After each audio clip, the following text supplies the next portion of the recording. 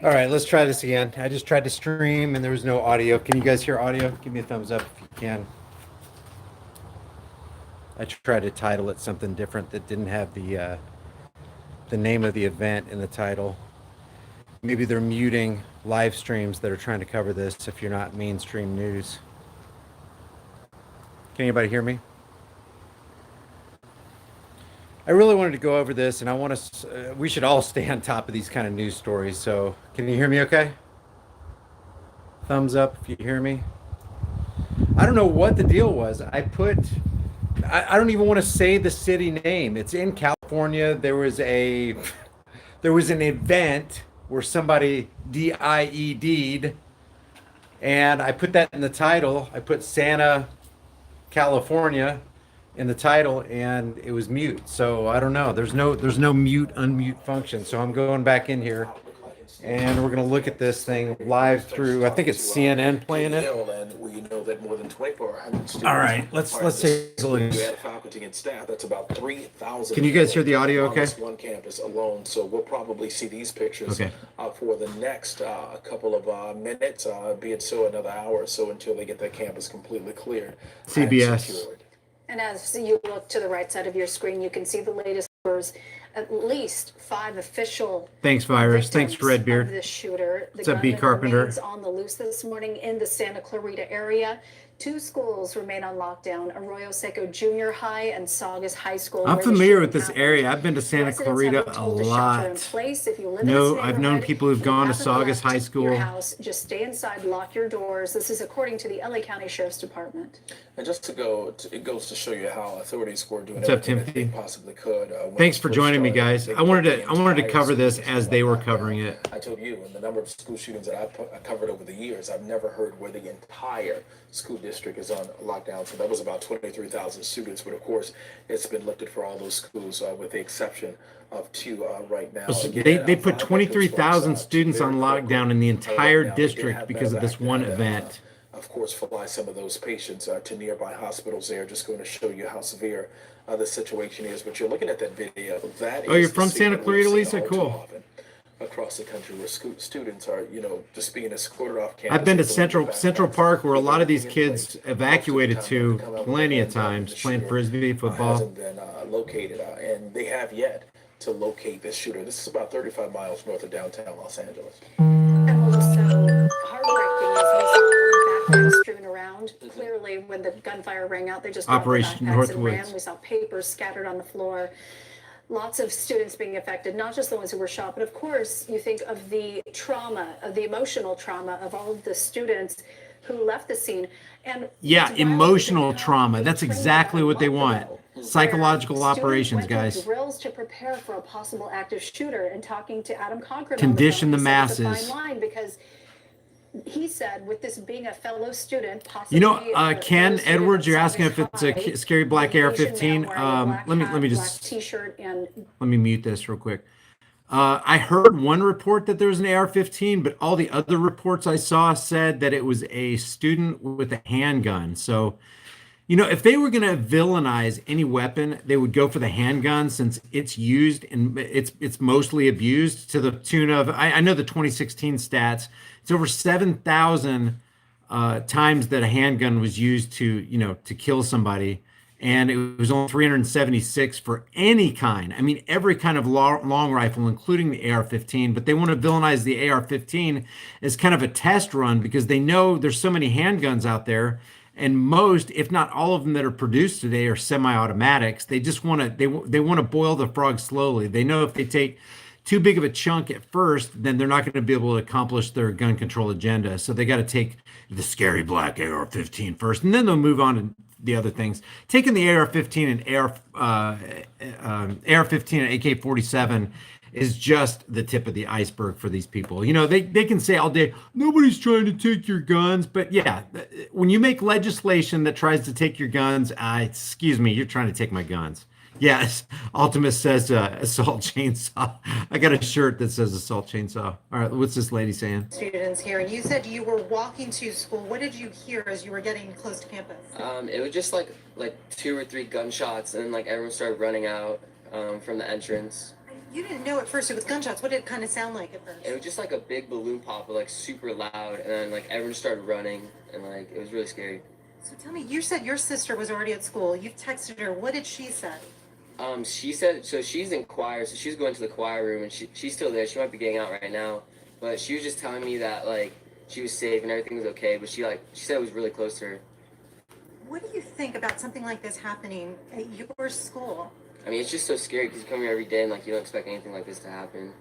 Now, you have been talking to other friends. I'm going to mute this for a second. Wouldn't it be refreshing to hear this kid say, yeah, we heard gunshots down the hall, and then we went into Mr. or Miss Wood's classroom because we know she's got an AR-15 back in the cabinet. So we all got behind Miss Woods, who's got this AR-15 with this real cool, she's got real cool iron sights, and she's got a 30 round mags, but she's got a stack of 10 30 round mags. So we're cool, man. We're cool when we're in Miss Woods' class. We know she's going to protect us.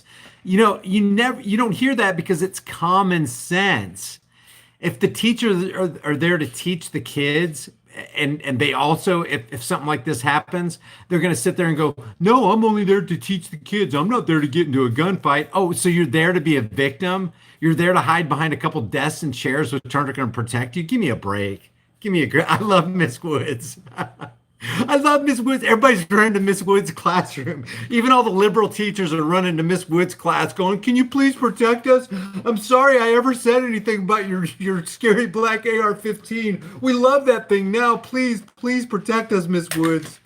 Hilarious. This is all psyops, guys. Amount of people, but most people are like getting here for the most part. Like yeah, you starting think to, like, come in and, you like, think they would be stuff like upset. that. I don't know. And Hey, thank you thanks for the Glad super you're- chat. yeah, I will glad your cover sister those is at the okay. end here. I want to spin the camera around and kind of show you where we are. This is one of the front entrances of the school. And what we've been watching, you can kind of see all of the sheriff's cars. They have been going inside and taking groups of students out. Yeah, you escorting can them kind around of the see them. There's street. only There hundreds are of cars buses in at the end of street, and they are streets. taking the students into those buses. Then they are going to be bused to a church near Central Park to be reunited with their parents. You can see just how many parents are not wanting to go with kind of the official route. They're wanting to stand here, be able to see with their own eyes.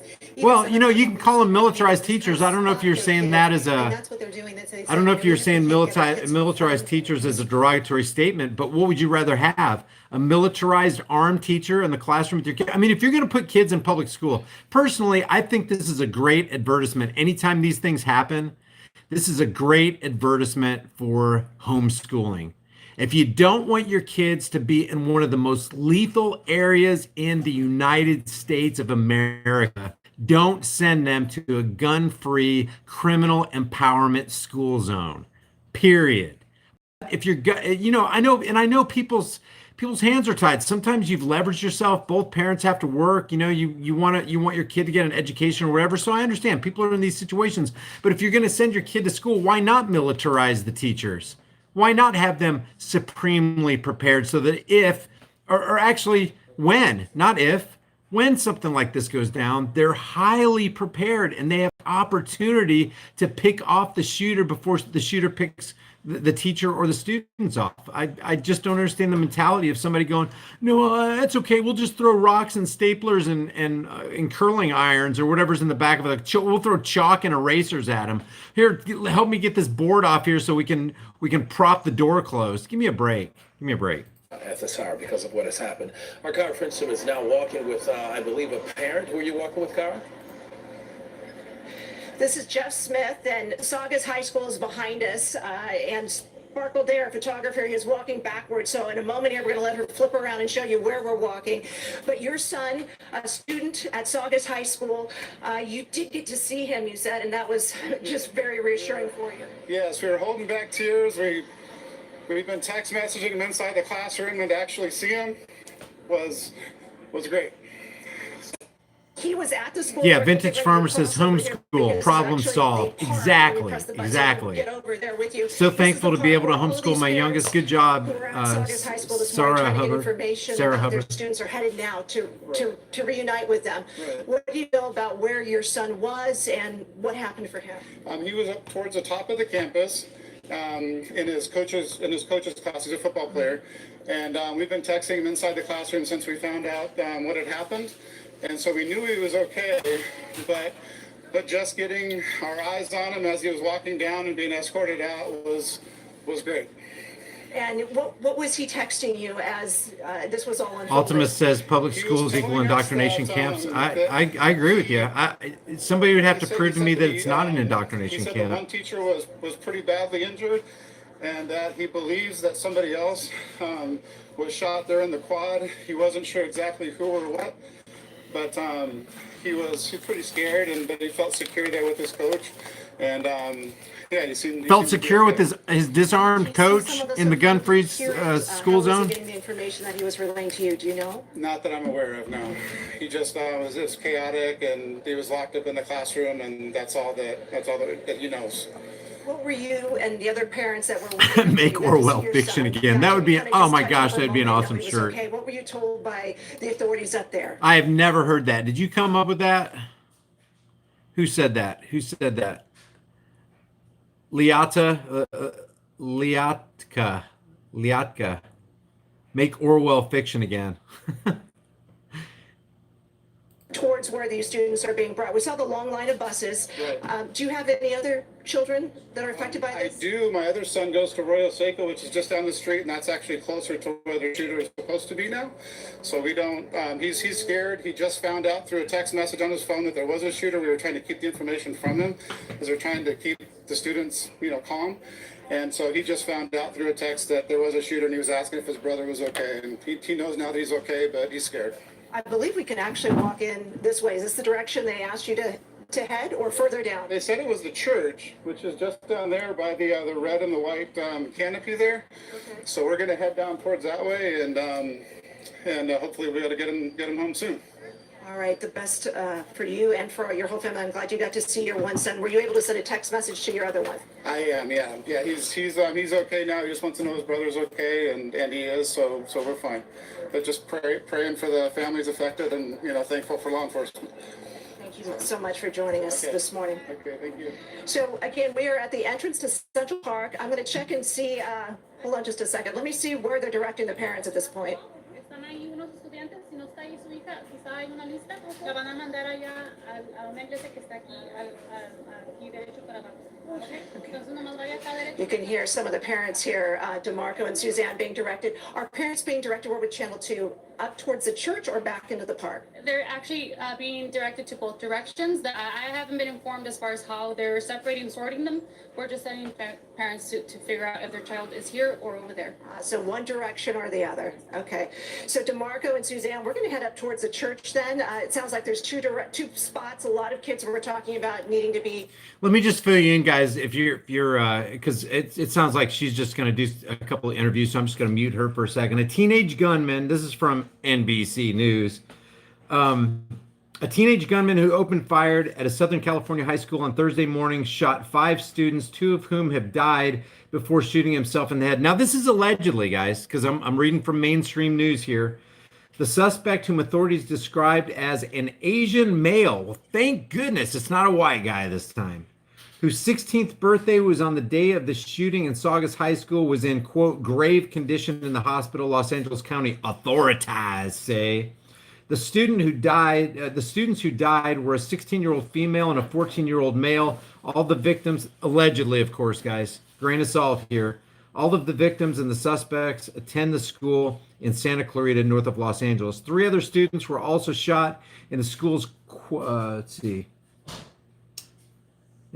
quad before classes began on Thursday. First responders arrived at the school within 2 minutes. I don't care if they got there in 60 seconds.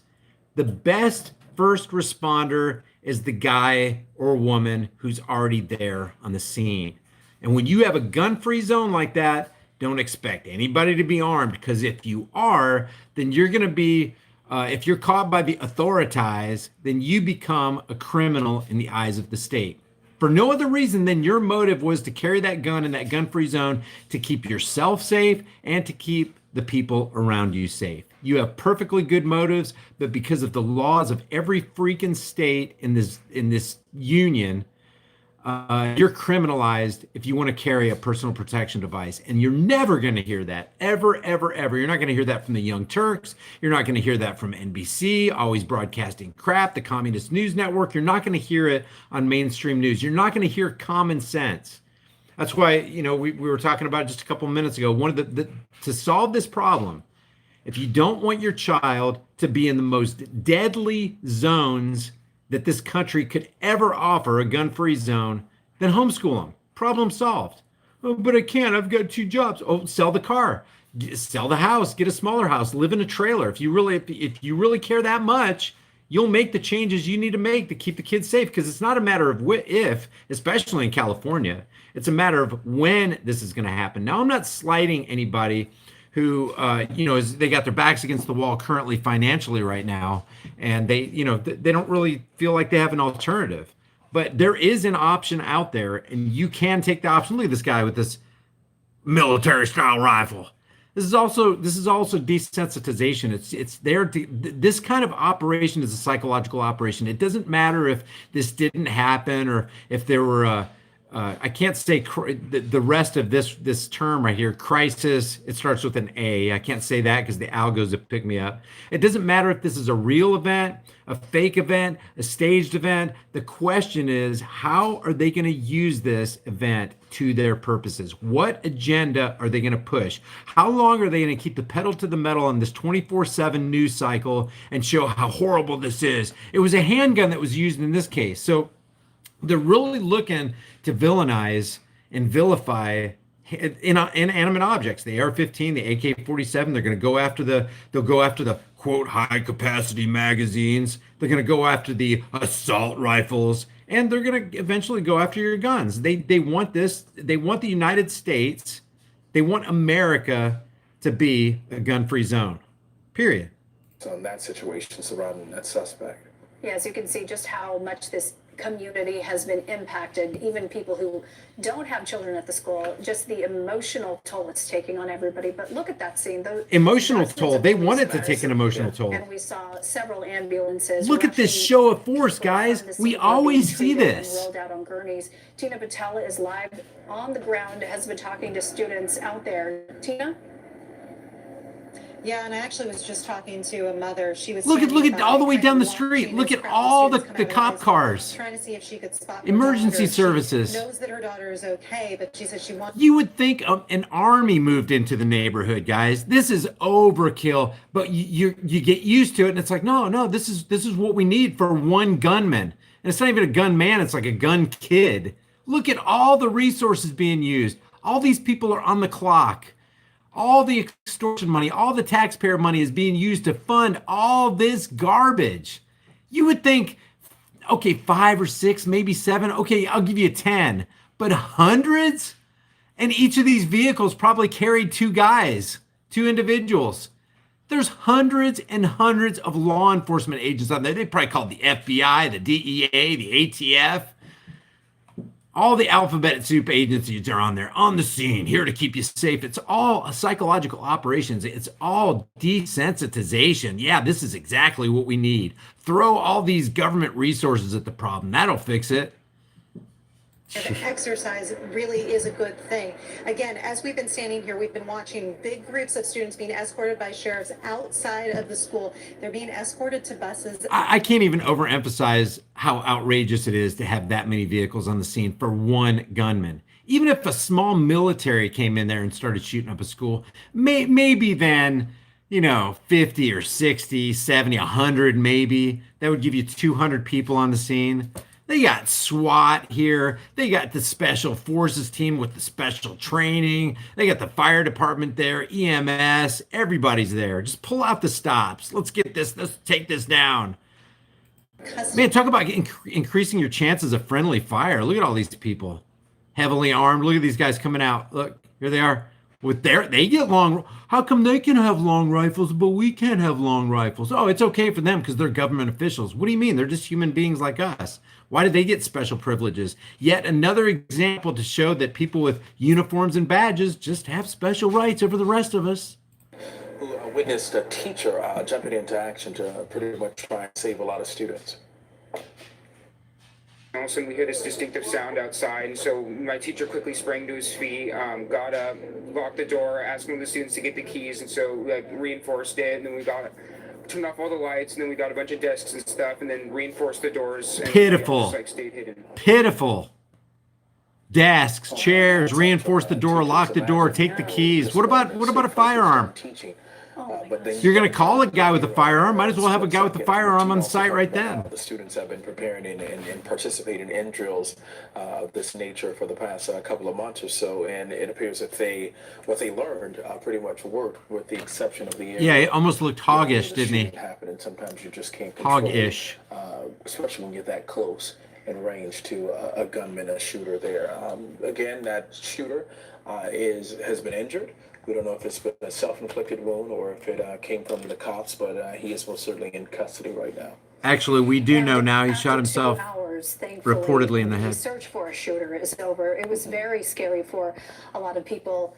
Parents who work here on our staff were worried about where he could have gone to next. They were searching creeks and washes, and also he had gone in the direction of a nearby elementary school. So you can only imagine just the fear that was going through all of the parents' hearts. Oh, they love it. They love that fear. They want that fear. Thankfully, the shooter is no longer Keeps- out there. it He is keeps in the sheep custody. in line. He is being treated at a local hospital. So we do know there's no more active threat at the school, but of course there's still the fallout. There are the people who are worried about their children being treated at the hospital right now. Yeah, but some of the schools aren't taking any chances, even though we have a suspect in custody right now. All elementary schools in Saugus Union District are still on lockdown. And a lot of times it's because people don't know if this person acted alone or if there are more suspects or if there's a situation where you could have a copycat on hand. But Help us, Beto. Please come back, says Jake Roberts. Please, if you Help can us, avoid this Beto. area, please do so. LA County Sheriff's even tweeted Hell out. yeah, we're going to take your AR-15, your AK-47. Hell yeah, we're going to take your personal defensive equipment, your personal protection device. Hell yeah, we are. So if you don't have to go, if you can text your There are your child, tax tell them dollars your at work. child, make sure that they are okay, give them a phone call.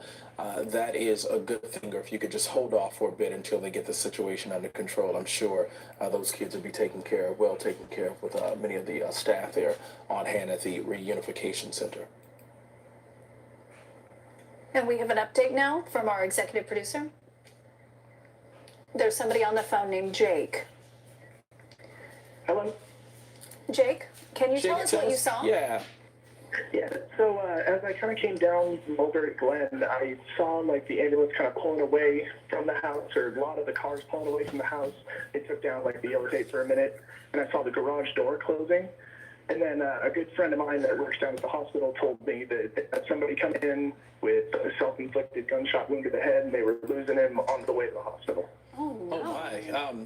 Wow. Did it look like a student? Did it look like a young? I didn't actually see like the face, the body, or anything, so I couldn't tell you about that. But to my knowledge, what I was hearing was it was a younger Asian male, and I'm not even sure who it was, but they lived. I mean, whatever house he was in down there was probably like right down the street. Oh my! And again, where did you see this? At the corner of like Mulberry Glen and like Sycamore right there.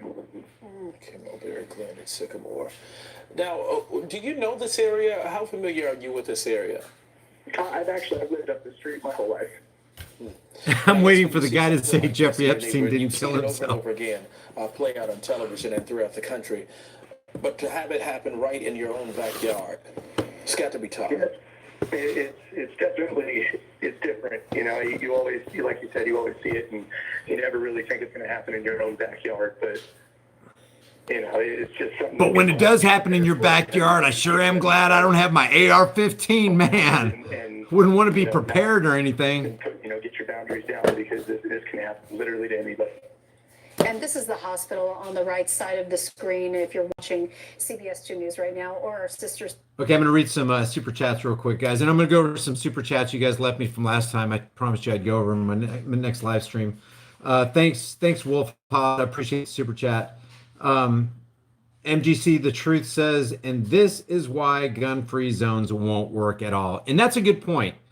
According to statistics, I think these are FBI crime statistics, 95 or 97% of all mass shootings since 1950 have taken place in gun-free criminal empowerment zones. Because that's what a gun-free zone is, guys. It's a criminal empowerment zone. Criminals don't obey laws. Therefore, they will take their guns into gun-free zones, but they're going to do it with the motive of harming people. If you're a good guy and you walk into a gun-free zone, you're taking your firearm, your personal protection device in to do people good, to benefit people, to save people, to help people if they need it. It's better to have that firearm and not need it than to need it and not have it. That is bottom line, bottom of the barrel common sense. You don't even need two brain cells to rub together. You can have one single solitary brain cell in your head playing solitaire, and that brain cell would know that it's better to have it and not need it than need it and not have it. It's one is the loneliest number that you ever seen. Cooper sees truth. Hey man, what's up? I appreciate your tip off on that one video I did last week. Thanks a lot for that. Great. Here we go again. For the next weeks and months, more anti-freedom, gun-stealing psychopaths all over media, lying to everyone about gun stats and making stupid claims. Criminals will follow their news laws. Criminals will follow their new laws. Yeah, we know criminals follow laws. That's why we become more safe, because the more laws we have, the more opportunity for those criminals to obey those laws, and then we all become safer, right, Mr. Government? Isn't that the way it works? You would think. I mean, literally, that's what they think. Oh gosh, this happened again. Well, the obvious answer is we need to make more laws. We need to expand gun-free zones. Ludicrous. It's like going to the doctor and him going, "I'm sorry to tell you, you have cancer, and unless you change your ways, you're going to be dead in 6 months." And then you start taking up smoking. You start smoking 5 packs a day, thinking that's going to make it better. Everything government does makes things worse. Government doesn't solve your problems. Government is the problem. From last time, back to Shamil. Thanks, man. I appreciate the super chat. Cooper sees truth. Back to Shamil says, much love, man. I think chemtrails are more important because it affects us all. They're spraying us 24/7.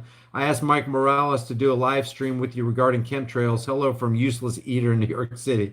Love your stuff, man. I really appreciate it. You also sent another super chat. Brian, much love, man. I think chemtrails are more important because it affects us all. Oh, you sent 2 of the same text in it. Thanks, man. JBO says, hey, Brian, make a pony cartoon. I got another alligator cartoon coming up. It's going to be pretty hard hitting, so you might want to stay tuned for that. Tell all your friends. Gather the kids around the TV. I'll try to clean up the language. Let's see what else they're saying here before I read some more super chats. We're now getting word that she has since passed from her injuries. Well, it's just the worst fear when we cover stories like this. You hear about people being, one person was shot in the leg. We heard from a student who was out there, but to hear that somebody lost their life is just devastating. Yeah, it's so devastating. Especially We're going to make more laws that with empower more daughter criminals. Who goes to Dumb. Saugus High School. And especially for the parents who have daughters who attend this high school, and you haven't been able to contact your child just yet. That is heartbreaking to hear. Again, one female victim has died as a result of her injuries from this incident that happened around 7:30. So we'll try to keep you posted and updated on that latest development there. I'm sure we'll learn more. A news conference is expected around 10 o'clock, so we'll see if they're going to start on time or shortly after. But we should be hearing from authorities to learn much more, but we can tell you that at least one female patient has died as a result of her injuries. The latest tweet from Henry Mayo Hospital, which has taken in the majority of victims. This is outdated information, but to give you an idea of the... I'll get to more super chats in a couple minutes, guys. So that lets you know there are still 2 males in critical condition. One other additional victim is in good condition at the hospital. All right, Candace Crone is here just outside of the hospital. And Candace, just hearing this information, this latest information that one victim has now died is devastating. Yeah, that came in just minutes ago. We're here in the media room at the hospital, and we are expecting to get additional information from hospital officials at some point today. They couldn't give us a time frame as they're still working to gather details. But as you mentioned, we do know that a female patient has died here at the hospital, and we also know that 3 males, 2 are critical, 1 is in good condition. I can tell you when we pulled into the hospital, we did see about a handful of deputies in front of the main entrance of the hospital. It was hard to tell if there were any loved ones. I couldn't visibly see if there was anyone crying or anything like that, but there is presence here, law enforcement presence here at the hospital. So a hospital official just told me that they actually started. Heck yeah, there's a law enforcement presence. You see that string of cars all the way down the street? Since then, again, that female has died. I did ask if they were juveniles or if they were adults. The hospital is still working to get that information, so it's unclear if they were students or if they were staff members. So we're hoping to learn more about who these victims are as we get more information later. So that's the very latest. Again, we're waiting hopefully for a hospital spokesperson at some point later today. All right, Candace, thank you for that update. You've been listening to our coverage from CBS and Los Angeles on the school shooting at Saugus High School. I'm Rena Ninen in New York. Thank you for joining us. We want to give you an updated look at exactly what we know at this moment. At least 6 people have been injured at the school in Santa Clarita. Our station in LA reports that 1 victim has died. We've learned that the male suspect Look at the weapons of war. is being treated for Why are weapons of war on the streets of California? Many other schools in the area were also on lockdown, but those have now been lifted at this hour. The school is about 40 miles north of Los Angeles. This is, as I mentioned, a developing story. Police are saying the situation is still very active. I want to bring in CBS News national correspondent Jonathan Vigliotti from Santa Clarita and CBS News Chief Justice and Homeland Security correspondent Jeff Begays in Washington. Jonathan, to you first. What do we know right now? Yeah, Rena, and we're waiting for a press conference, which should be starting in the next few minutes or so. We are here outside the main entrance to Saugus High School, where you can see as we kind of pan around that there still is a very active police presence here. By the last count, anywhere from 50 to 60 police cars. Oh my God, there's more than that, guys. There's way more than that. Responders. We've been watching this morning as waves of students, hundreds at a time, who were sheltering in place, have been escorted out of this school, taken to school buses and even public buses, where they are then driven to this reunification area that has been set up so that parents who are anxiously awaiting can meet with their children. As you can imagine, a lot of confusion still remains this morning as this police presence is here. This started around 7:30 this morning as classes were just about to start. We heard from one student who was just dropped off by his mother right where we are standing actually right now. He was walking into school when he saw a group of girls running out screaming that there was an active shooter. At the time, he said he was confused and didn't know if he should believe it until he saw other students running in his direction screaming the same exact thing. We heard from students who were inside their classrooms when they heard the gunshots. They described the gunfire, and then their teachers, they said, in a very organized and controlled way, told them to take cover under their desks and shelter in place. Another student who was in her choir classroom describing really a harrowing moment when 2 students were brought in with gunshot wounds. She described as other students then tried to help stop that bleeding as they were then taken to the hospital. Right now, as you have mentioned, 6 people taken to hospital, 2 in critical condition, and we are getting these reports from local media here that 1 possibly did die from their wounds. As all of this unfolds and the investigation continues here, there was for a moment a very active and nerve-wracking manhunt. As we were driving in this direction, there were cop cars and ambulances scrambling in every single direction. Police then honing in on what they believe to be the home where military weapons, military-grade weapons on the streets of our city. We can't have this. Oh, yeah, they're government officials. They're okay. As you mentioned, there are reports right now from the sheriff's department that he has been taken into custody, possibly with self-sustained gun wounds. Right now, he is being treated at an area hospital. Again, though, as you look around here, this area is still on lockdown as this investigation continues. There are helicopters over us right now, and it's unclear what scene remains inside the school, if there are other fatalities. All of this, as we are watching, this is the school surrounded by a neighborhood, parents of children inside anxiously awaiting word. We spoke to one student who's been texting with his friend all morning long, trying to get any kind of response, still waiting for a text that he is okay. So a lot of anxiety as this very active scene continues to unfold this morning here at Saugus High School. Jonathan Vigliotti on the ground there in Santa Clarita. Jonathan, thank you. I want to also bring in Jeff Begays, who joins us now. Jeff, we know it's only minutes really that we've heard that the suspect has now been apprehended and in custody. What are you hearing from your sources? Is it too early to tell what the motive might be? It's too early to tell what the motive might be in this case, but investigators have done a good job of tracking down the suspect. They know who he is. He's obviously now, as Jonathan reported, he is being treated at the hospital. This was a self-inflicted gunshot wound, is what we're being told. Federal investigators are helping out with this investigation. You have the FBI on scene, you have the ATF on scene. But this is an LA County Sheriff's Department investigation thus far, and they've done a good job, as far as we can tell, in terms of responding to the scene. In fact, Look at all the vehicles, guys. Look at all this mess. It looks like they were on scene Psychological operations. minutes, We will take care of you. We are government. We're here to help. Effective response. This is obviously something that they've trained for in the past, and the training seems to have paid off, at least to this point. You've seen pictures of students being evacuated from the scene in a very controlled manner as they try to reunite students with Good their way to parents. put that. Controlled manner. And so what we've seen so far, at least, Rena, is a textbook response to this kind of incident. As tragic and as unfortunate as it is, what we've seen, obviously, over the last 20 years is law enforcement agencies training for situations like this. If you're a parent watching this kind of thing, you can at least take some solace in knowing that. I want to actually turn to Jonathan. Jonathan, I believe you have some new details to report out.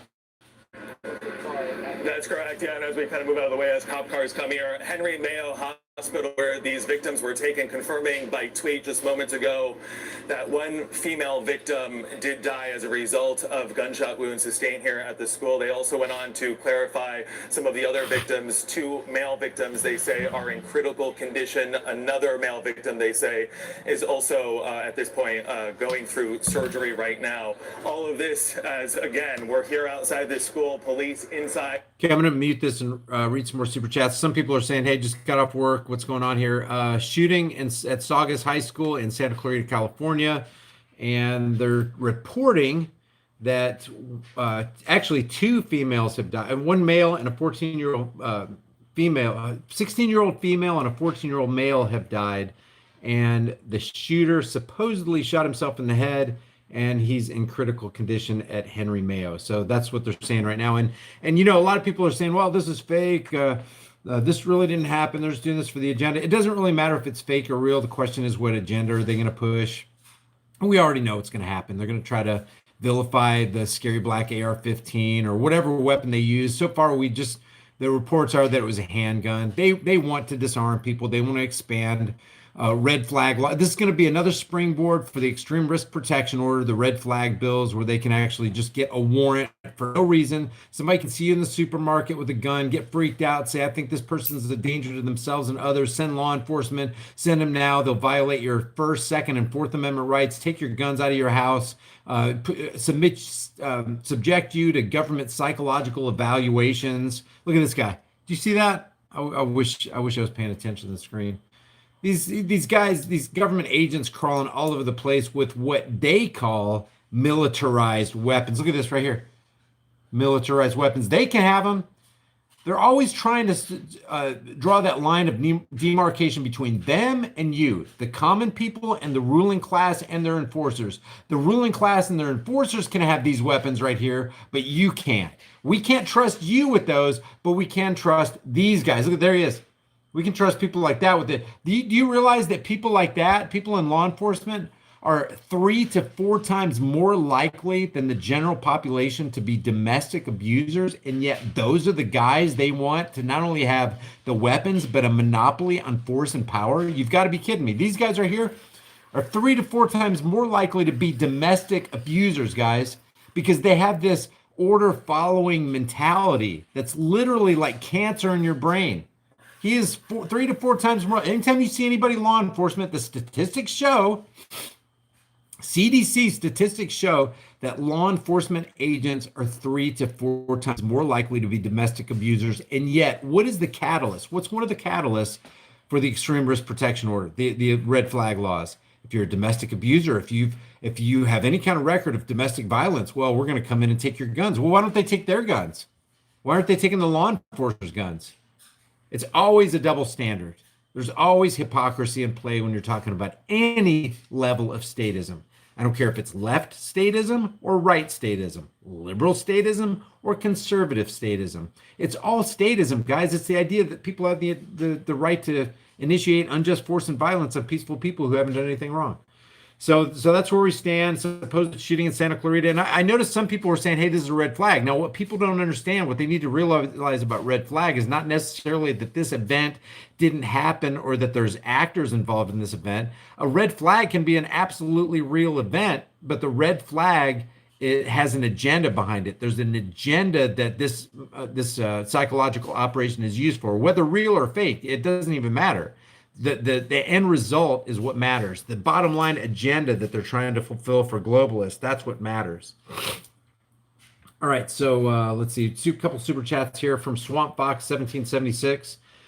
Thanks for the super chat, man. I really appreciate it. He says the city of Baltimore has reached 300 homicides in a year for the 5th year. The total reached 300 Thursday morning with the shooting deaths of a man and a woman. There have been 692 non-fatal shootings so far this year. That's just that's just in Baltimore, guys. Just in Baltimore. And my question is, how many of those people who got shot would still be alive today if there weren't stringent laws that scared them into not getting a personal protection device?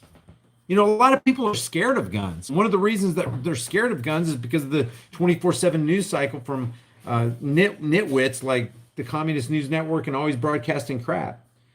That was from Swamp Fox 1776. Thanks, man. Mrs. Poulter says, I live in California. I homeschool my 3 children. Good for you. That's awesome. Hats off to you. That's one of the most rewarding things you could possibly do in this life, is you be the educator for your children. There's no better person on this planet suited more to educating your children than you as the parent. She said, I put my career away from my children. Can't have these schools programming our children. Yeah, and that's the thing. It's a double edge on putting your kid in public school, okay? I'm not condemning you if you're in that position right now and you just can't get out. But you have to understand the dangers. Number one, they're getting indoctrinated into a government program. They are programming and wiring your kid's mind. Your kid has a moldable mind and they're getting to it first. 8 hours a day, 40 hours a week in public schools, 15,000 hours of indoctrination during the course of their life. And the government is wiring your kid's mind. That's number one. So it's mental. It's also like a spiritual degradation, but it's also putting them in mortal danger. Anytime you put somebody in a gun-free zone, you walk into a post office or a bank unarmed, you are setting yourself up to be a victim. You have chosen to disarm yourself. And believe me, I understand. Because if you arm yourself in a post office and they catch you as an armed individual, no matter what your intentions are, you have perfectly good intentions to protect yourself and others in your zone of influence, but they're going to look at you as a criminal. You are the criminal if you walk into a post office. So you have to understand these laws work against people who just want to be free, and they work for politicians, they work for criminals, and they work for the globalists, because it's a transfer of power. Anytime a law is made, it does two things. It transfers power and it transfers money. And that transfer is from the people to the people in quote unquote power, the authorities. Okay, so we're caught up on the super chats. Here's some more news. I mean, really just trying to figure out fake news. And how things move from here. A lot of relief, obviously, from the fact that this suspected gunman has been taken into police custody, now being treated at the hospital with possibly self-inflicted gunshot wounds. But still, a close-knit community on edge, as who wouldn't be when you look at this scene right now unfolding here at a high school that has a great reputation in a great neighborhood, but like so many other high schools, has been struck by this kind of gun violence. Yeah, so well said, Jonathan. I'm just curious, the students you've spoken to, have any of them said that they may have That's another euphemism I hate. Gun violence. There's literally no such thing as gun violence. If there's gun violence, why don't they ever talk about hammer violence? You know how many people get beat to death by hammers and other blunt objects? They don't call it blunt object violence or hammer violence or scissor violence, but they call it gun violence because there is that agenda. They have to push a narrative to disarm people. They have to put the seed in the minds of the people to show them a gun is something you need to be scared of. Just like that Senator Nelson from Florida says guns are what is going to do the killing. Do you guys remember that? I'll pull that up for you just so we can remember it. Let's read some more of this and I'll get it all set up. So that's also going to be another question, how this student got a gun, what kind of weapon he was using, and how we got it into this school at the time to carry out this attack.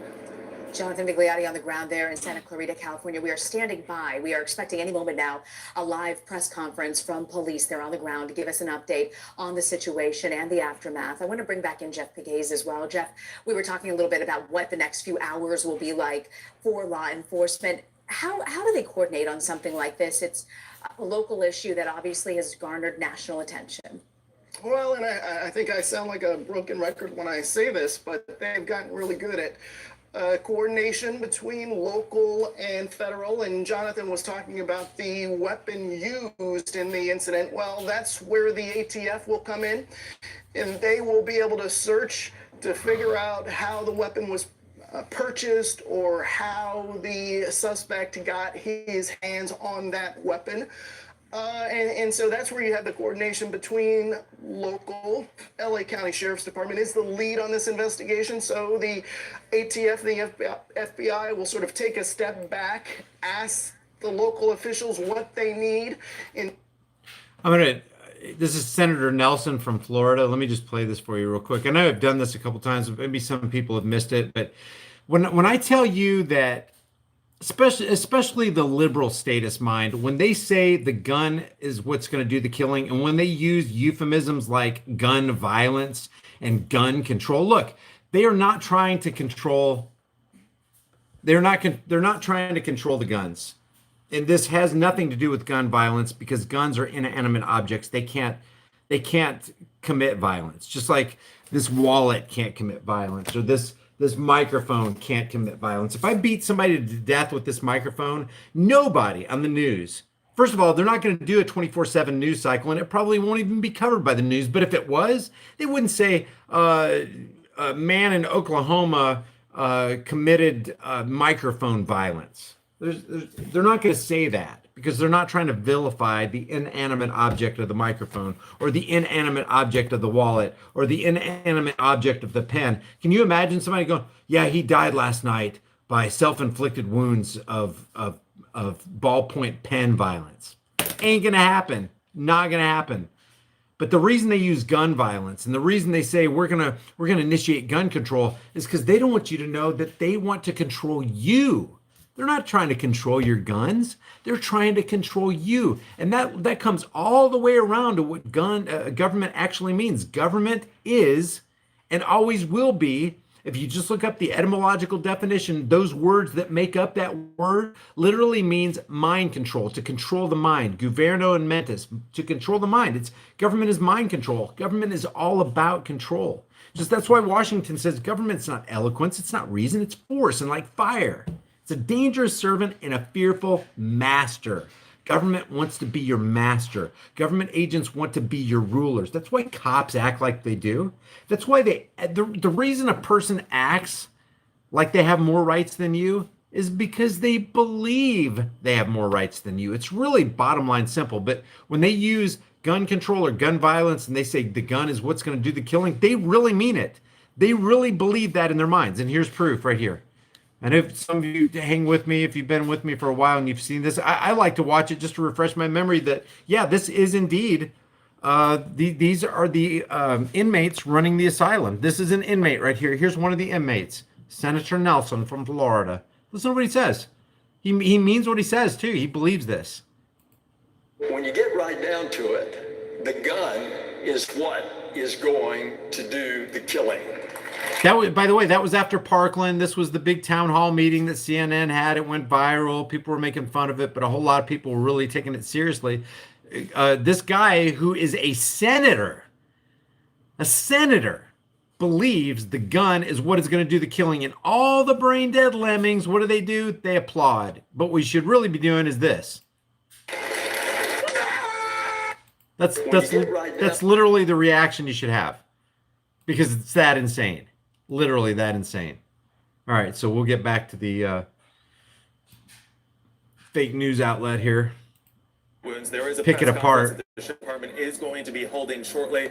We hope to learn a lot more information from that press conference. We've also seen, really, in only the past 15 minutes or so, students in waves still being brought out. It has stopped in that period of time, but up until 15 minutes ago, hours after this shooting took place, we have seen hundreds of students who were inside sheltering in place being escorted to school buses and even public buses, which were taking them to that reunification area where parents are waiting anxiously to meet their children there. A lot is still unknown as this investigation continues. I think there is a sense of relief, though, that the suspect has been taken into custody. This area still on lockdown. We do believe that the elementary school in the area is still part of that lockdown, but that lockdown should be lifted for them shortly, and it's still unclear when the lockdown in this area will be lifted. Yeah, and Jonathan, as you mentioned, at the bottom of the screen there, folks can see we are standing by waiting that police news conference where we might hopefully learn more details potentially about the suspect, the victims, and what the plans are for the school and this area as well. Jeff Begaze, I want to turn back to you in our Washington bureau. When you see something like this, there is always the fear of copycats. What's happening in communities across this nation, particularly with law enforcement? Should other schools be concerned? I think in this day and age, other schools are already concerned. We don't have to see another one of these incidents for school officials all across the country to be concerned. This is something, sadly, that they have to train for, and they have been doing it. What we've found based on the people that we've talked to on this subject, and we've done extensive reporting on this subject, what is now a focus of law enforcement is how to give parents, school administrators, public officials the signs to know what to look for before one of these incidents happens, because obviously they're happening.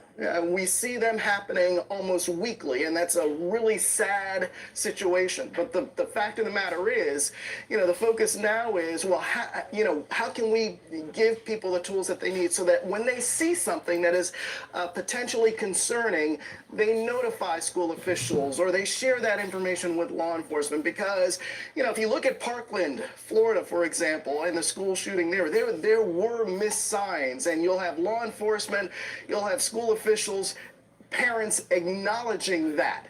So then how do you build from that? And the thing is to give people little things that they can notice in a student's behavior, for example, that they can then take to someone, share that information. It does not mean that so-and-so will get in trouble with law enforcement or school officials, but it's just more information that can be shared in a community to prevent scenes like this from unfolding. Because as I said earlier, law enforcement can respond in under 2 minutes, but you're still going to have bloodshed, and that appears to be what happened here today. Law enforcement was quick on the scene. Did you hear that? He just gave the answer. He just gave the answer to the problem, but they're still going to depend on law enforcement. When seconds count, police are minutes away. So what's the answer? Put the power in the hands of the people who are already going to be on the scene. And I'm not talking about, school security or school police. I'm talking about in the classrooms. In the classrooms. If you're going to do public school, then you got to have teachers who are willing to be armed. You can't. I'm not advocating making them armed, doing something against their will. If they want to be sitting ducks and be the victims in a shooting a fish in a barrel kind of scenario, hey, that's on them. That's on them. You can't force somebody to want to, protect themselves and their kids.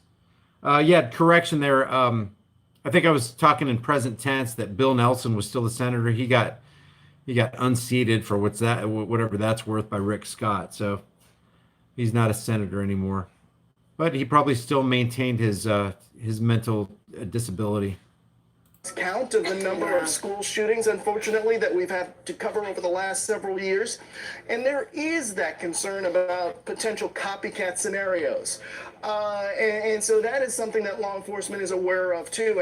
And again, it just really puts the onus on people in the community to speak up when they say something, to call the FBI or local police when they see a troubling sign, maybe a student who appears to be descending into some sort of distress that may ultimately play out into a situation like this because there is access to a weapon, or there is something that they've said that they've written in a diary or on a piece of paper or in a text.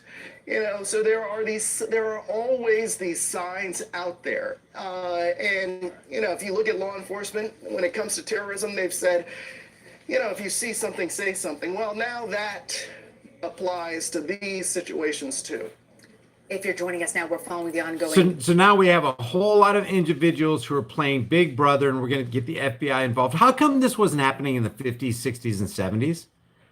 Why was my grandfather going to school with a 22 rifle? Why was my dad going to school with a 22 rifle in the back of the room? Why when I went to high school did they have shotguns in the back? People who hunted had guns in gun racks in the back of their truck. Why did nothing happen back then? What has happened to society to bring us to such a point where everybody's so scared?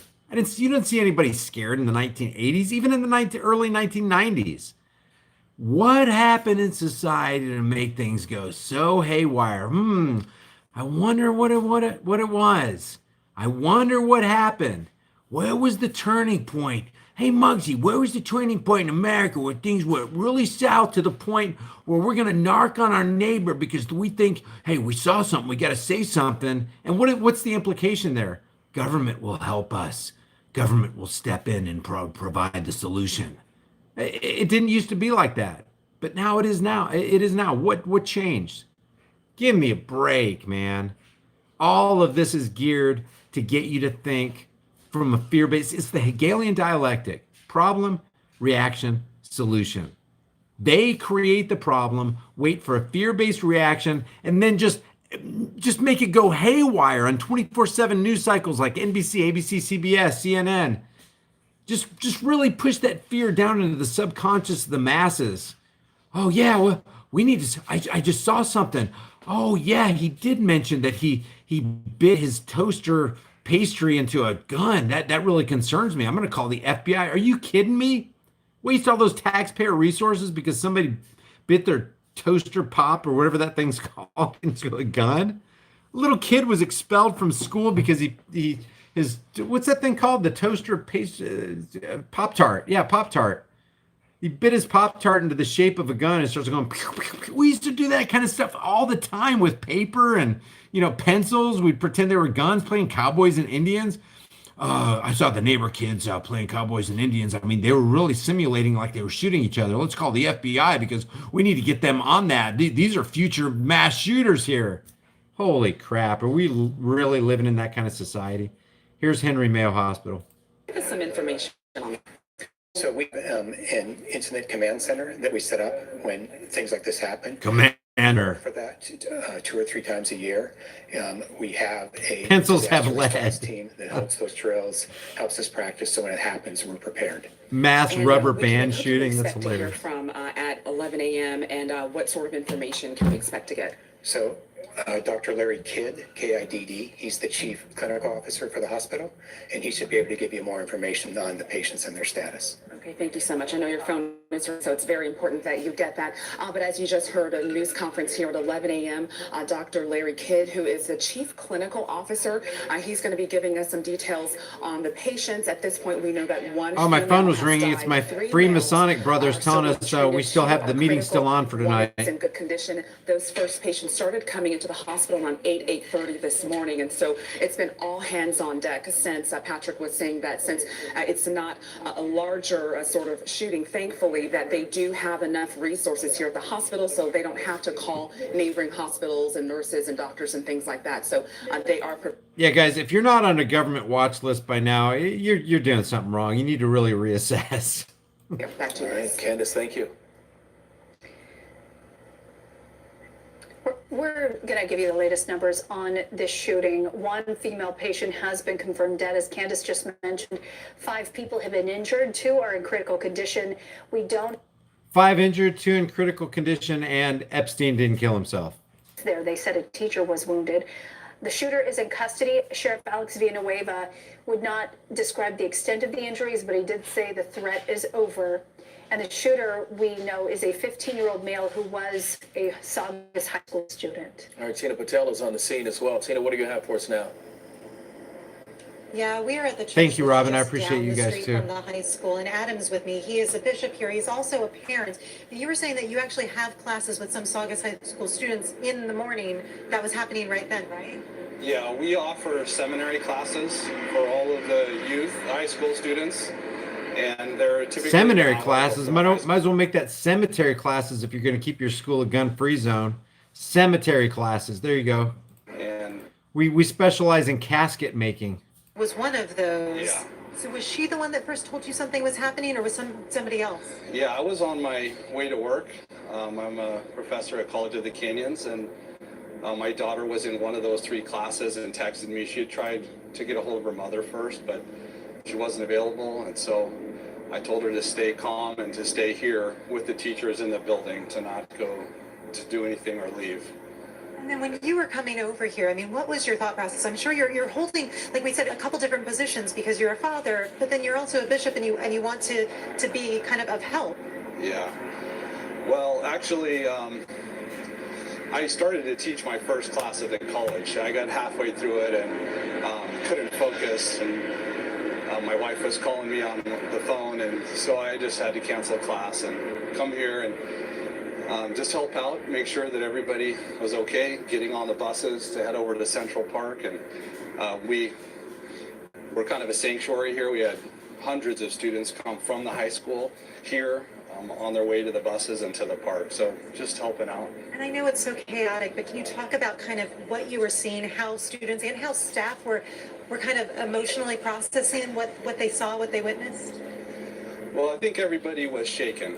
All right, this is psyops right here, guys. This is psyops, and whether this guy is a an active participant in knowing what he's doing, it's almost like when you see somebody on the news, they've already been so immersed in how many 24/7 news cycles dealing with anti-gun rhetoric that they just start spewing stuff. And even people who weren't emotionally attached to this situation, even people who weren't fearful, this stuff spreads like wildfire. This is what Samuel Adams said. It's not the majority who will prevail, but the irate, tireless minority who are keen on setting brush fires of freedom in the minds of men. Samuel Adams, a lot of those guys were so smart back then.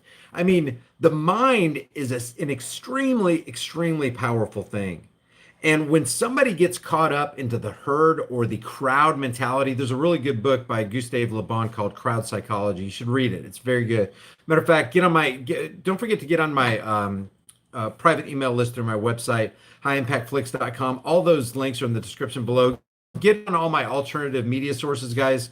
My highimpactflix.com, which is my website. I'll send you this free book. It's Gustave Le Bon, The Psychology of the Crowd, or Crowd Psychology. I can't remember the exact title of the book, but it shows how the individual, the bottom line is, an individual loses his individuality willingly or unwillingly. You could be the strongest mind going into a crowd situation, and you are giving up your individuality by actually just being a part of that crowd.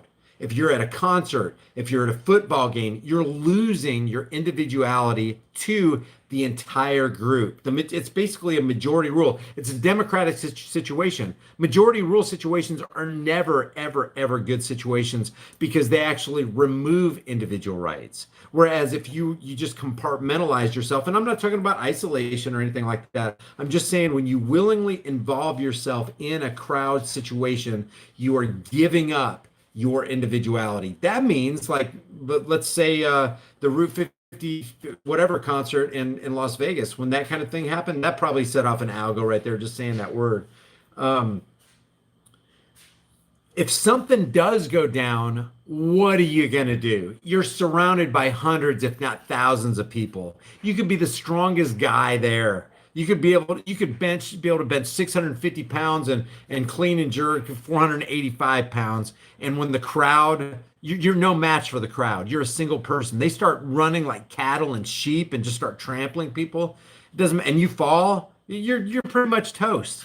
You're not going to get out without having some kind of life-altering situation happen to you if if you happen to fall or something happens. But the point of Gustave Le Bon's thing is when you give away your individuality, and that's what globalists want you to do. They want you to give up your individuality. That's a huge part.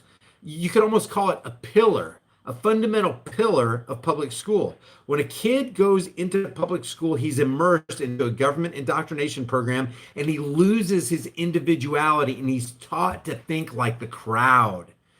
And that's why people vote. That's why people push that button and pull that lever and they go, I want my ruler to be a ruler over me, and I want my ruler to rule over you. That's the crowd mentality, because no individual in his private moments wants to be ruled. You get up and brush your teeth in the morning, or you brush your teeth at night, or you take a shower or something. You don't want somebody telling you what kind of shampoo to use, what kind of toothpaste to use, what kind of socks to put on. Should you wear underwear that day or whatever? Should I put a jacket on, or should I wait for someone to mandate that I put a jacket on? Should I subject myself to the flu shot this season, or should I just say, hey, the government says that I need to do that. Go ahead and put that shot right there, boys. Losing your individuality, it degrades society, and that's why it doesn't matter if this was a crisis A situation. I'm not going to say those two words together. It doesn't matter if these people were actors. It doesn't matter if this event really happened. The point is that an agenda is pushed, and buzzwords like this guy we just saw, buzzwords are set off in people's mind because they've been programmed. That they don't call it TV programming for nothing. People are programmed to think along the lines of the masses, and then they feel comfortable in the masses. Oh, this is the place for me because everybody's along with it. And if everybody's going along with this, it couldn't possibly be wrong, right? And so there's those safety in numbers, even though historically speaking and statistically speaking, the majority is almost, if not always, wrong. They always make the wrong decision. They always give away their firearms. They always submit to the ruler. It always ends in a massive body count. Always. It never doesn't, and it always does, just to drive the point home. So you don't want to be a part of the masses. You want to be an individual retaining your individual thoughts. When you're sitting in a movie theater, not to a lesser degree than if you're at a concert standing with a bunch of screaming fans and all that kind of stuff, or at a football game where there's 70,000 people in the stands, and really, there's your options are extremely limited in a crowd like that. Bomb goes off, people start running. You ain't gonna be able to make a beeline to any one of their 53 exits. It's not gonna happen that easily. You abdicate basically your individuality to the group, and you become a part of that pond. You're just one little H2O droplet in a sea of H2O droplets. That's exactly what the globalists want you to do, is lose your individuality. Because if you lose your individuality, then you're not going to fight for your individual freedoms, and you're going to think, okay, well, if the crowd says it's okay, must be okay. To hell with the facts, to hell with history, that history says that the crowd isn't okay, the majority isn't okay. That's why I'm so freaking against the word democracy. We've got to protect our democracy. We need to go to foreign countries to spread democracy. Oh, don't you want to safeguard our democracy? I don't. If you can come up with a better definition of democracy than what Benjamin Franklin said, democracy, just giving it like a word picture, democracy is two wolves and one lamb sitting down and taking a vote on what to have for dinner. Guess who loses in that scenario? It's a majority rule scenario. The two wolves will have their way with that one lamb. unless that one lamb's armed, but most of the time he's not, because that one lamb has been conditioned to be scared of these scary black AR-15s or semi-automatic handguns. I can't have that. I don't know how to use that. The government knows what's best for me. The government has all the answers. The government's the solution to my problems. There's somebody knocking at the door. Hi, I'm from the government. I'm here to help. Well, come on in. Take all my rights away and keep me safe. It's just messed up. It's convoluted. So when you see people like this that are giving these interviews, they don't have to be paid actors, because they've already been indoctrinated. They watch CNN, they watch ABC, they watch phone news. They're already indoctrinated. They're programmed to give the same response. That's why I've gone to California and talked to people about individual rights. I've been in Washington, D.C., talking to people about individual rights. I've been to Florida talking to people about individual rights, and they don't even know each other, and they're saying the exact same things. No, we need government. We need, they don't even say this. They just say, no, we need gun control. Oh, yeah. Who do you want to control the guns? The government. Well, 5 minutes ago, you just said you don't trust the government. So you want somebody that you don't trust to actually control the guns? How does that work? And it short circuits. It's like, they lock up. It's like, it's like they're in an electric chair. They don't do that. It's not to that extent, but it's like,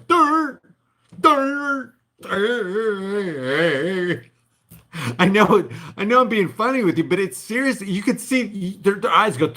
I haven't considered that. Wait a second. I don't trust government, but I want government to control the guns. I want an entity that I absolutely don't trust and 100% despise controlling the guns. Wait a second. I gotta rethink this. What the hell's going on here? What the hell's going on here? Did somebody slip me a Mickey and I didn't know it?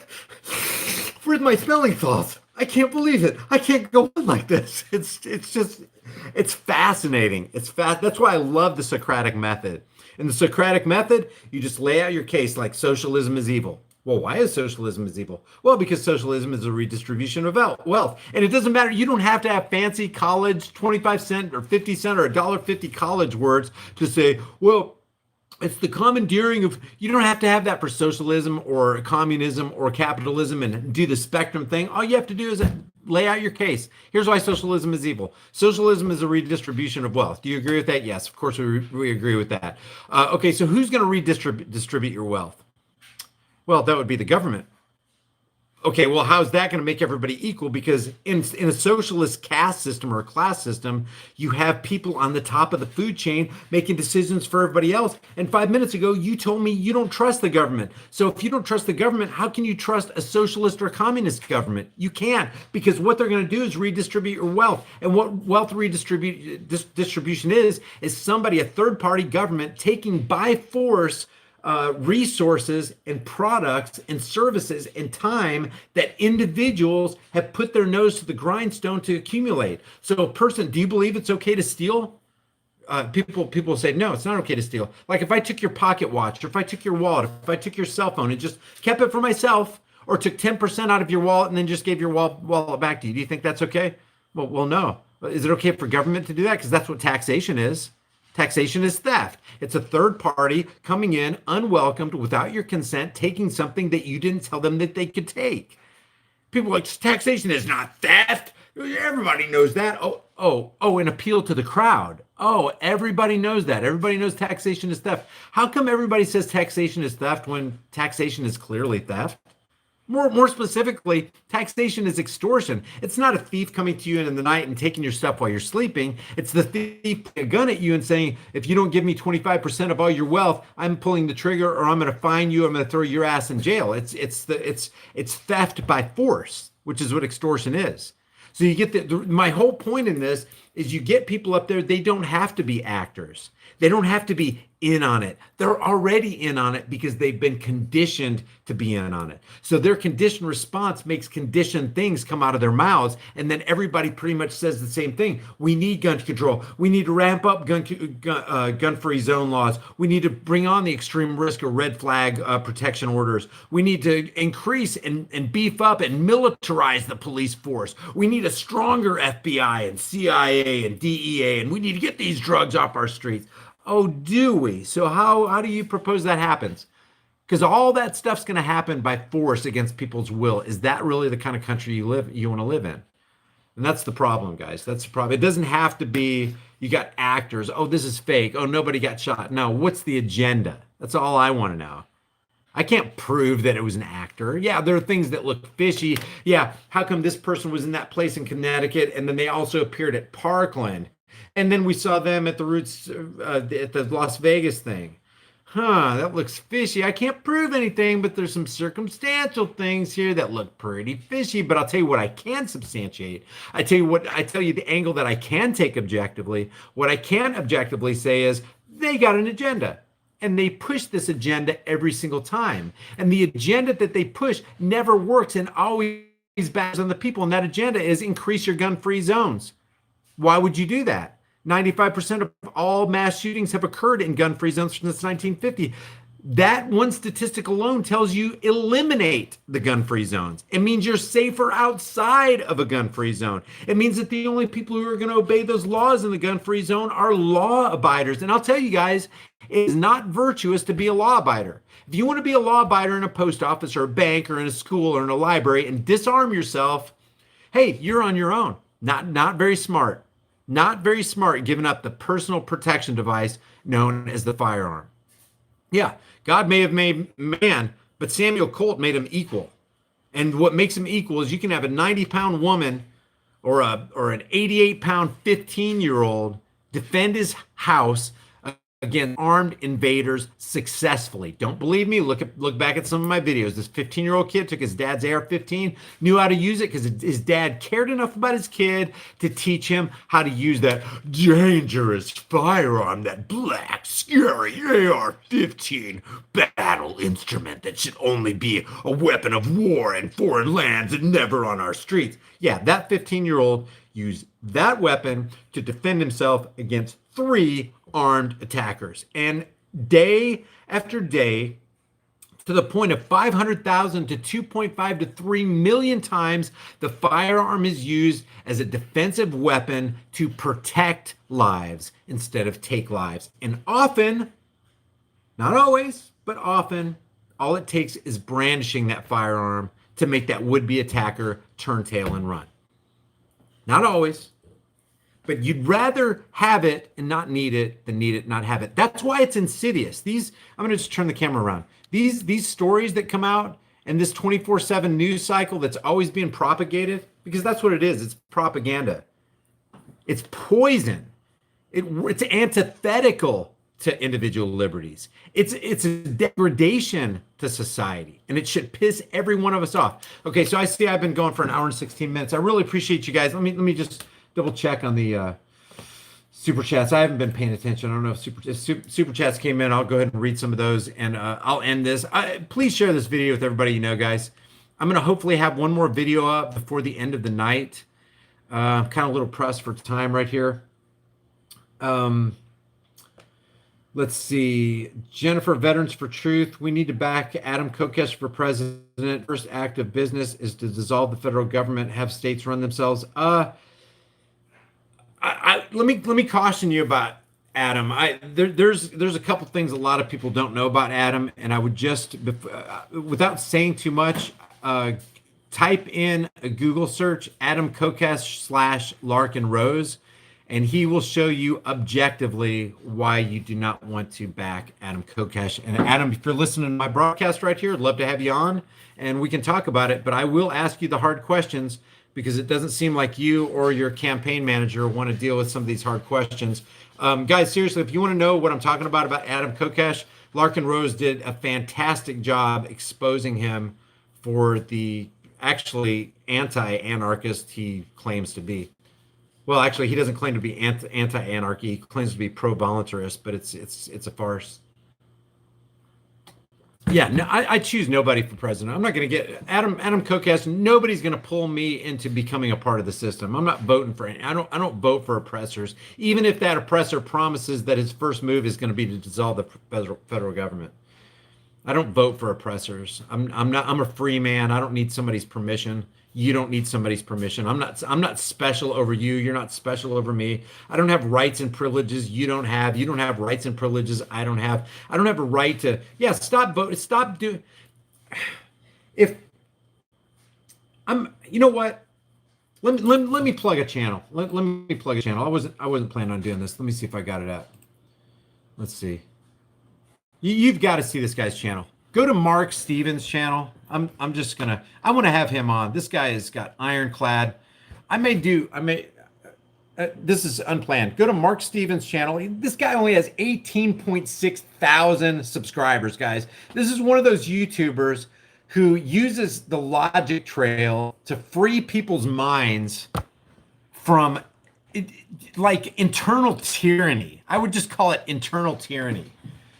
You are a victim of your own internal tyranny if you continue every 4 years to go to the voting booth to vote for an oppressor when it's a completely illegitimate process, a poisonous, mind poisoning, physically poisoning process. You are the subject of your own, a victim of your own cognitive dissonance, and it's your choice. And we've been programmed. That's why channels like this are important. Channels like Mark Stevens.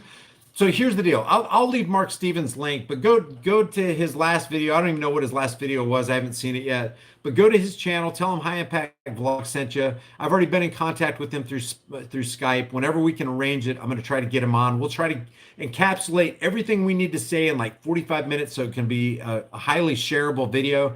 But the bottom line to what Mark says is it's kind of like the Socratic method. The burden of proof is on you, government agent, and all you people who want government agents to rule you. The burden of proof is on you to objectively show me how you have any legitimate claim over my life and property. And just because I said so, or just because it's a government agent, isn't a good answer. It's not a logical answer. It's not a fact-based answer. It's not an according to the golden rule answer. It's an illogical answer because under any other circumstance you wouldn't accept it. Why should I put on a winter coat before I go outside? Because I said so. No, that's not a good answer.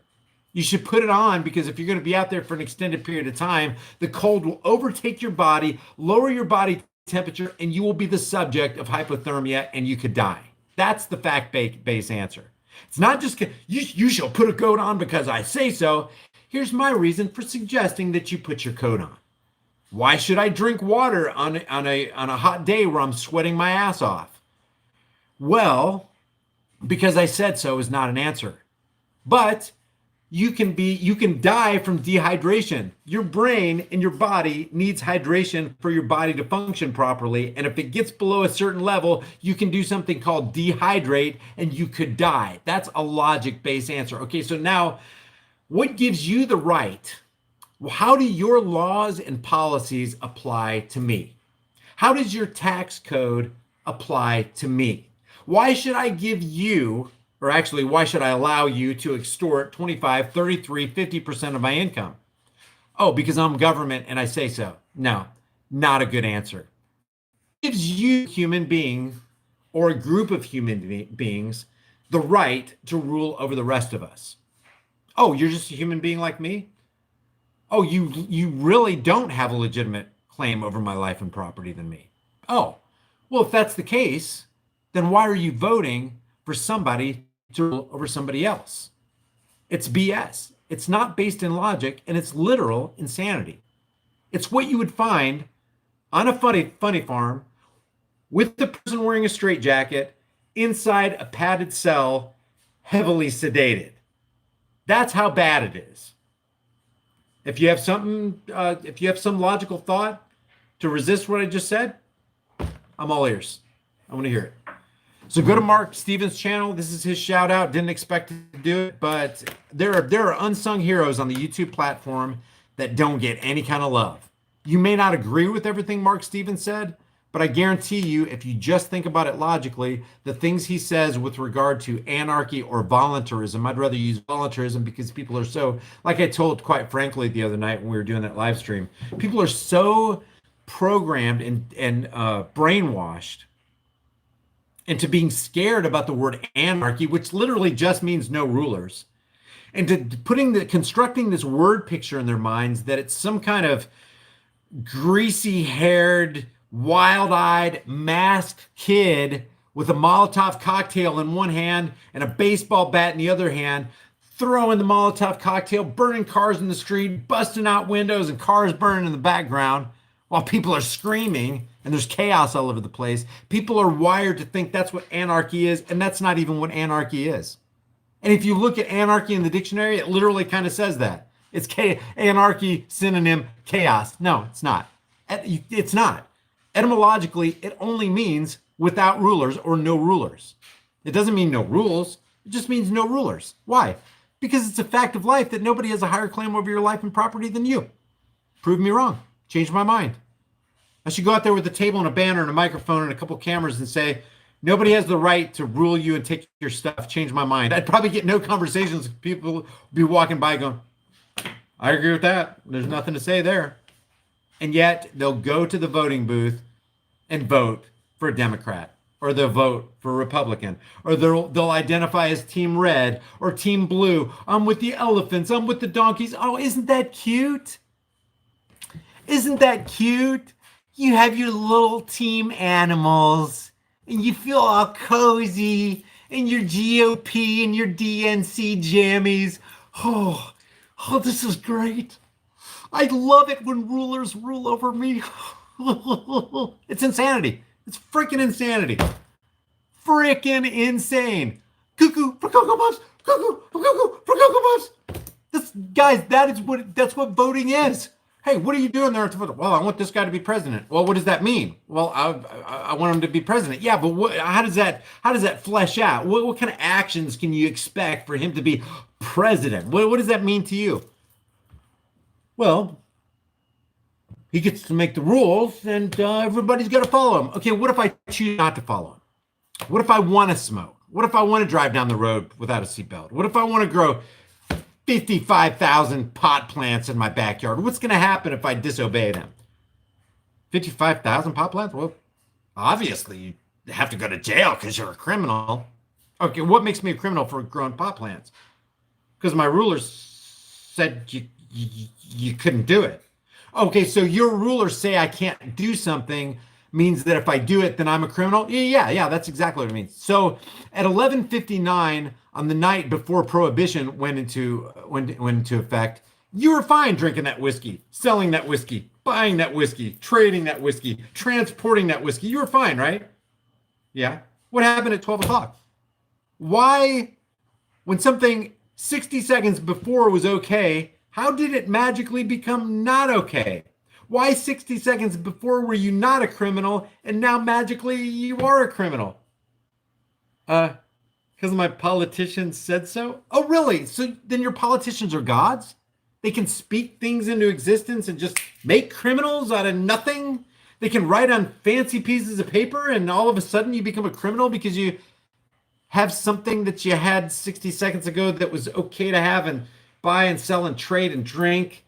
But now you can't, because if you do that, then you get fined or caged by another human being who is probably doing the same thing that you were doing 60 seconds ago. Could you just kind of explain that to me? Where's the logic in that? Just show me a shred of sanity in that. I don't see it. Maybe I'm stupid. Maybe I'm slow. But they want the rulers. My battery power is getting low. I gotta plug my phone in. Are you guys okay? Do you want to go just a little bit more? Should we end this live stream? It's all about logic. It's all about morality. Do you guys want to go for another 5 minutes? I can talk, obviously. Hey, babe. Hey, I don't need that from the gallery, okay? Okay? You're mocking. Trish is laughing at me. I can talk. Oh gosh. Anyway, it's go to Mark Stevens' channel, please. Please just take a second, go to Mark Stevens' channel. I'll leave the link in the description. It's MARC Stevens. And subscribe to his channel, go to his last video. I'll try to have him on maybe in the next week or two. I've got a bunch of irons on the fire right now, and I just want to give him some time and us just kind of solidify things, because that's kind of where we're going with this. And people are like, well, anarchy is not going to work. If you go to a completely voluntarist society, nobody's going to give you. What about my roads? What about my schools? What about the infrastructure? What about the bridges that are failing, or the clean running water that we all enjoy? What about the Federal Communications Commission? What about the FAA? How the airplane's going to stay in the air and just all crisscross and not get all boppage jawed and start running into each other? Don't we need a force out there forcing us to do things? I mean, let me ask you something. When you got up this morning, did anybody force you to get up at a particular time? Did anybody force you to wear the pajamas that you wore last night? Did anybody force you to have a certain brand of toothpaste, or comb your hair a certain way, or drive a certain kind of car, or live in a certain kind of neighborhood? Did anybody force you to do that? When you go to the store, do you people to say you things against their will? Do you beat people over the head and take their money without their consent? Is that how you conduct your life? Well, guess what? If you don't conduct your life like that, and you find it repulsive to conduct your life like that, and find it repulsive that anybody would conduct their life like that, and you completely reject that, then why the hell would you vote? Because that's what the underpinnings of government is. Forcing people to do things against their will for a political purpose. I like what Larkin Rose says. Politics is nothing more, nothing less than the clever and deceptive art of using euphemisms, lies, emotionalism, and fear-mongering in order to dupe average people into accepting and even demanding the chains of their own enslavement. Please oppress me.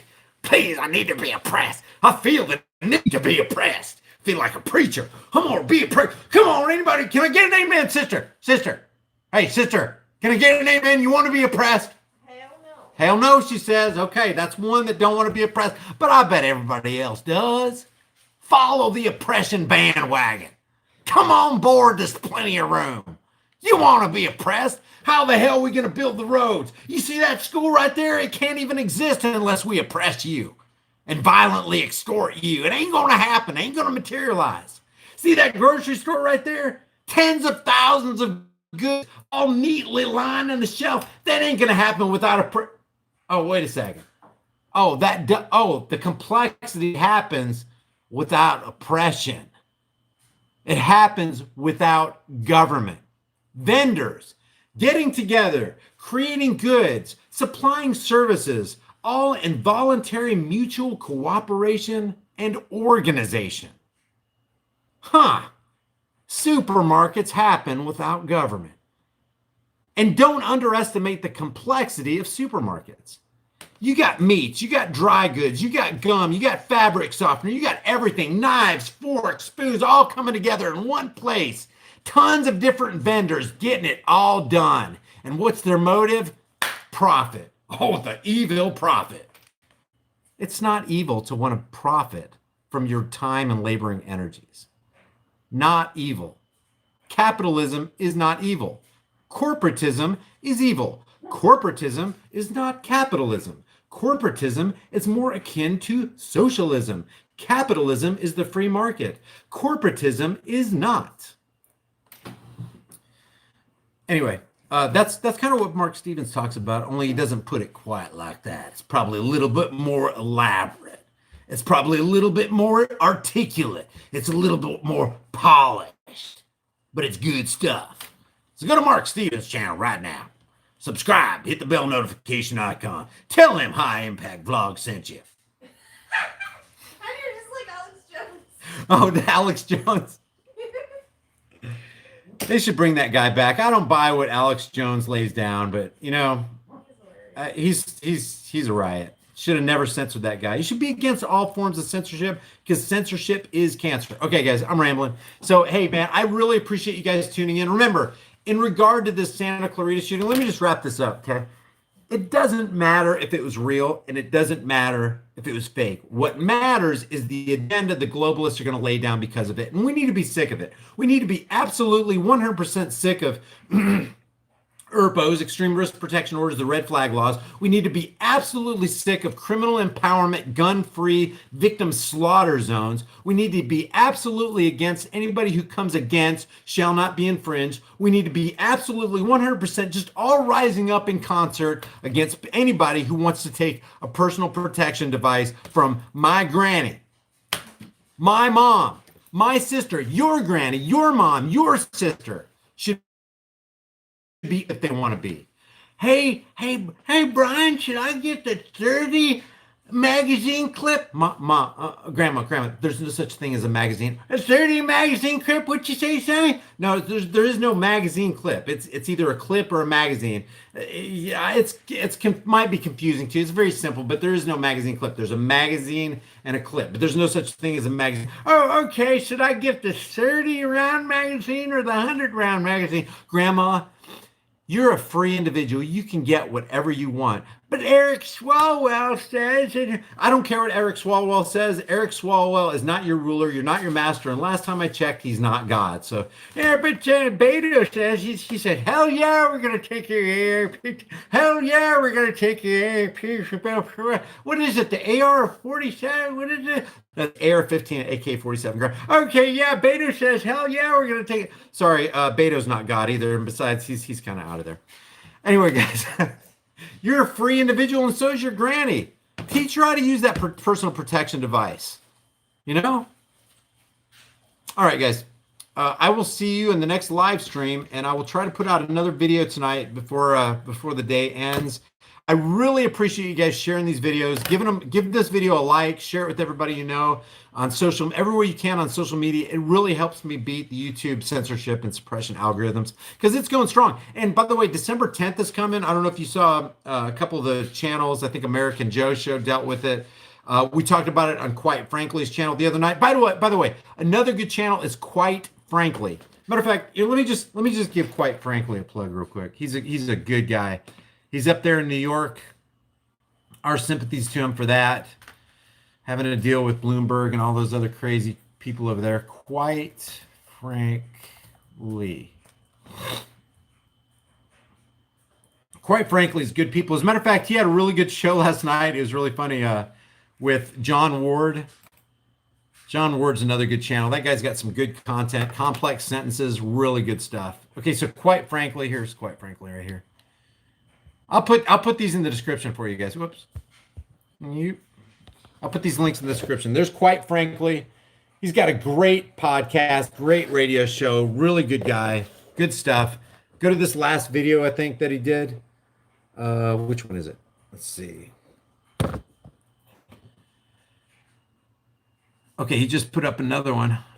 Oh, he's got one scheduled right here. He's got one scheduled coming right up here. This is the one with John Ward. This is the one where I was on it. If you go to, whichever, the last 2 or 3 videos, just let him know High Impact Vlog sent you. It's really good stuff, guys. He's very entertaining. He puts a lot of truth out there, stuff that you're not going to see on mainstream media. Okay, so I'm going to wrap this up, guys. Remember, got another super chat. All right, let me just read this super chat. Guys, thank you so much for supporting all you Patreon guys out there. I could not do that. You guys, here, let me refresh this page before I start jabbering my jaws. You're flapping your gums again, Brian? You quit flapping your gums. Oh yeah, JC. What's up, JC? JC's in the house. JC says, I suggest you check out Disenthrall. I'll put that up there too. If I remember right, I've looked at Disenthrall. Oh, hey, while I'm on here, you're not going to hurt my feelings if you say you don't like Sherlock the Alligator. If you like Sherlock and you want to see some more of those, like short 2 or 3 minute clips, I was thinking about doing something incorporating the alligator with current news, but making it, it's not so much for kids, but it's kind of breaking the ice for people who aren't, kind of clued in like a lot of you guys are. Disenthrall. Let's see. Shoot. I guess I don't remember. I can't really promote Disenthrall, although I will take JC's word for it because I've talked to JC a couple times and I trust his judgment. So check out Disenthrall. He's got 2.36 thousand subscribers. If he's good, let me know. I'll subscribe to him after I get off this live stream.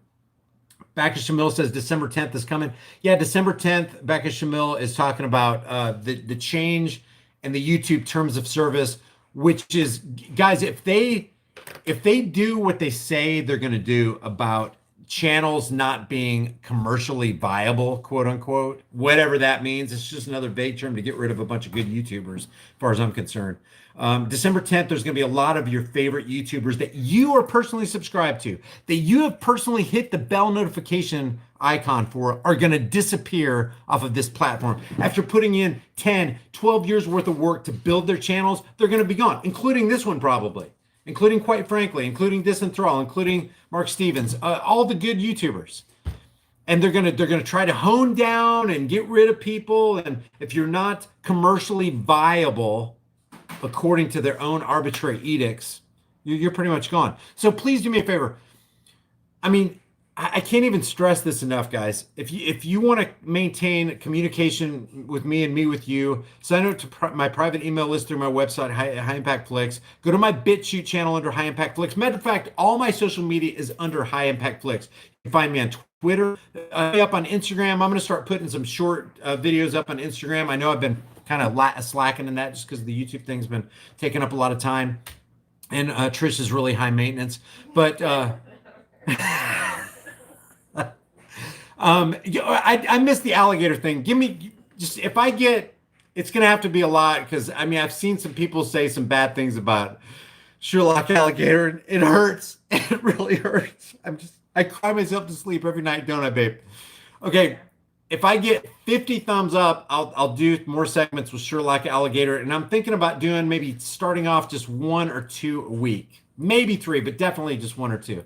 Thumbs up for Sherlock Alligator. And be honest, if you don't like Sherlock Alligator, if you think it's corny, if it's stupid, you're not going to get anything out of it. It's not entertaining, didn't make you laugh. But if you like it, give me a thumbs up for Sherlock Alligator. If I get 50 of them, I'll continue to do it and just kind of sprinkle it throughout my content.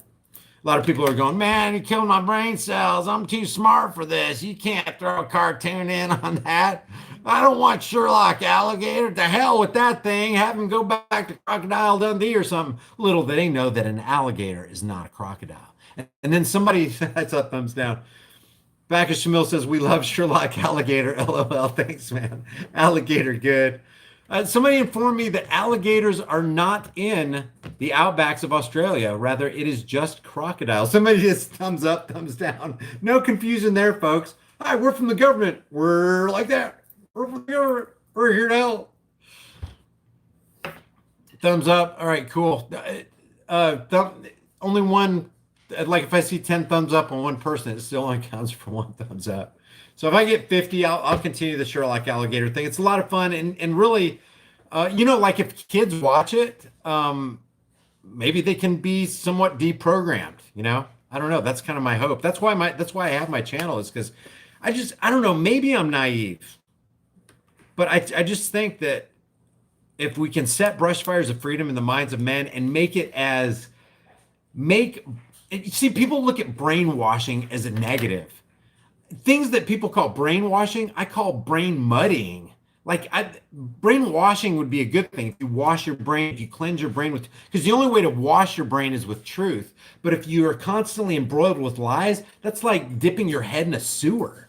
So there's brain mudding and brainwashing. I would view brainwashing as a net positive, because you're washing your brain with truth and logic and facts and love. I'm not talking about snowflake melting. Oh, I cry at everything, love. I'm talking about a genuine regard for your fellow human beings.